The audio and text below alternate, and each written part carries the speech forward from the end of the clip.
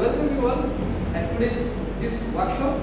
Today we are actually trying to empower you how you can transform your idea, how you can solve some problem, how you can generate some idea. Yes, students, I am all of you aware that NIET Pharmacy Institute is doing great to encourage, empower, and motivate to transform your ideas into research and innovation.